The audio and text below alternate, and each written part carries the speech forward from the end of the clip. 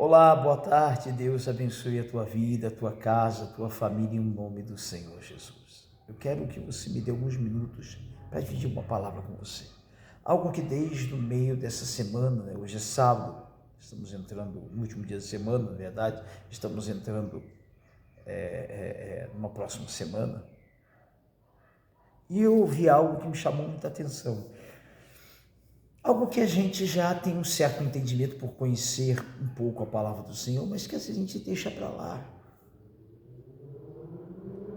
Você já reparou que todos os milagres que o Senhor Jesus fez, tirando um ou outro, eu estava agora meditando sobre aquele milagre quando o Senhor Jesus estava no templo e tinha um homem com a mão ressequida, ele chamou um homem, a mão aleijada, né? E ele chamou o homem e curou o homem. A Bíblia não diz como ele foi até ele pedir o milagre. Ele chamou, vem cá, vou te curar. A Bíblia diz que havia uma mãe que estava chorando, carregando o caixão do filho. E ele foi até o enterro, parou aquela estamos levando o caixão para ser sepultado, né? Não era bem caixão, né? Mas vamos dizer assim, essa linguagem.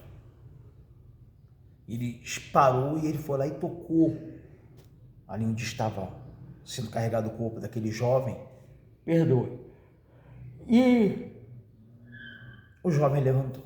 A mãe não pediu, não chamou por ele.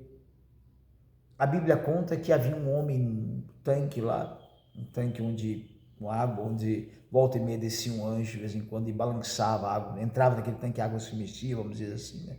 É uma palavra bem simples. E o primeiro que entrasse ficava curado, e ele viu aquele homem naquela situação e foi até ele perguntando: tu quer ser curado? Mas mesmo assim, ele perguntou se ele queria ser curado. O homem falou: olha, Senhor, eu estou aqui, eu não tenho como entrar no tanque, não consigo ser curado. Eu sou aleijado, não consigo caminhar até lá. E Jesus o curou.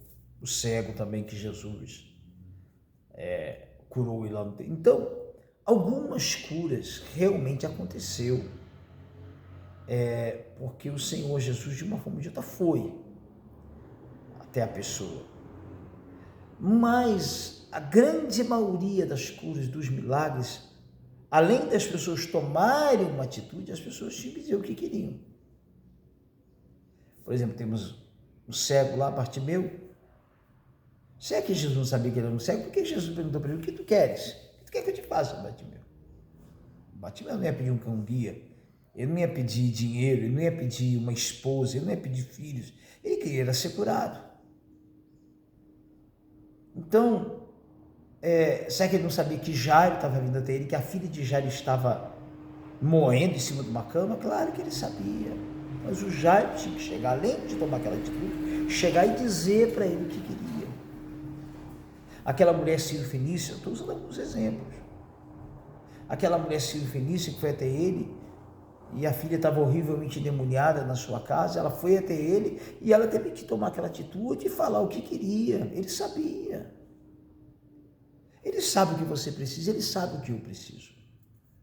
Porém, ele quer que a gente tome atitudes, não somente de dizer que crê em Deus, né? de ir na igreja, que a gente tome atitude de orar, de fazer um propósito, de tomar uma atitude de fé. Hoje vemos uma época onde a pessoa pensa: eu vou na igreja, tá bom. Eu vou na igreja domingo, uma vez por semana, depois de semana eu não posso ao trabalho, tenho meus compromissos, eu vou lá uma vez por semana na igreja, aí eu oro domingo, às vezes quando eu levo uma oferta, sei lá, quando sobe, e geralmente não sobra porque as pessoas fazem, né, compromissos, quando der eu separo minha fidelidade, quando não der Deus entende, e vive essa vida.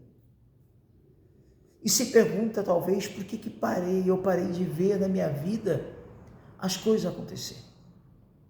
Por que eu parei de ver na minha vida os prodígios que eu vi quando eu comecei a minha caminhada na fé? Todos nós, você, eu, todos nós, quando começamos a nossa caminhada na fé, né? Foi que nem quando começa um casamento, né? O casal casa, o casal começa um relacionamento, é aquela novidade, é maravilhoso, é descoberta diária do marido com a esposa, da esposa com o marido, em todos os sentidos. Planos, projetos.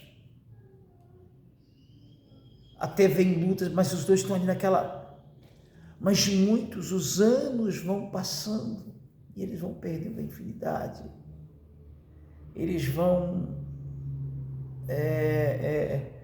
vamos dizer assim, se afastando do outro, criando uma frieza. Já a mulher tem os planos dela e o marido tem os planos dele, já não estão mais juntos, caminhando de mãos dadas, vamos dizer assim. Pararam de tomar atitudes, já não tem mais diálogo. E por que eu estou falando isso? Por que eu estou dividindo isso com você? Porque muitas são as pessoas que hoje em dia estão assim. Já não oram. Vão na igreja ou vêm na igreja de vez em quando. Não meditam na palavra de Deus. Minha irmã, meu irmão, você tem que voltar a ser a pessoa que você era de oração. Você tem que voltar a pedir, a buscar. Ele falou, o Senhor Jesus, quem bate, quem busca, quem pede. Você tem que voltar a pedir, você tem que voltar a bater, você tem que voltar a buscar. Talvez você esteja numa situação frustrada, decepcionada, as coisas não acontecem, está acabando mais um ano na tua vida do mesmo jeito, mas você já não é mais aquela pessoa de oração, de buscar, sempre de desculpa. O dia a dia, as coisas do dia a dia têm afastado você de Deus. Quanto tempo você não ora? Há quanto tempo você não vai na igreja? Há quanto tempo você não participa da Santa Ceia? Há quanto tempo você não faz um voto com Deus? É isso mesmo. Há quanto tempo você não dá uma oferta? Você não devolve talvez o teu dízimo, que eu chamo de fidelidade? Há quanto tempo você não faz um jejum? Há quanto tempo você não faz uma campanha? Há quanto tempo? Eu vou estar dando dinheiro para bandido, pastor. Bom, se é a tua visão, claro que infelizmente aqueles que enriqueceram, ficaram milionários, ainda tem a cara de pau de ir e pedir mais, e pedir mais, e pedir mais, e sempre pede, sempre dizendo que é para pagar as coisas, e nunca faz nada, é sempre a mesma situação. Infelizmente tem. Mas você talvez viu alguém de cara, não é tudo que é pastor, que é bandido, safado, só quer riqueza, só quer glória, só quer ostentar riqueza, não é todos não, tem homens de Deus, que só quer ter condição de pagar o aluguel, a água, a luz, manter a sua igreja, de repente pregar o evangelho, de repente poder se dedicar mais à obra, porque a Bíblia diz que é digno daquele que prega a palavra de Deus viver do evangelho, não enriquecer, não ostentar a riqueza, está na Bíblia. Há quanto tempo você não vai participar de uma ceia? Há quanto tempo você não congrega? Eu não estou em igreja nenhuma, eu estou em casa, eu busco em casa. Não existe isso. Claro que você pode orar em qualquer lugar, você pode ler a palavra, mas é necessário você congregar, é necessário você buscar, é necessário você estar no meio de irmãos de fé. E se você foi numa igreja e não se sentiu bem, tudo bem, procure outro lugar, mas é necessário você tomar novas atitudes, para que você possa ver de novo maravilhas acontecendo na tua vida. Talvez isso está impedindo você de ver Deus se manifestar como você via antes. Todos que foram ao Senhor Jesus tomaram uma atitude e disseram ele que queria. Isso é uma demonstração de fé, porque criam que ele podia orar, tomar atitude. Isso vai fazer diferença na tua vida. Que Deus abençoe você, a tua casa, que a paz do Senhor Jesus esteja sobre você.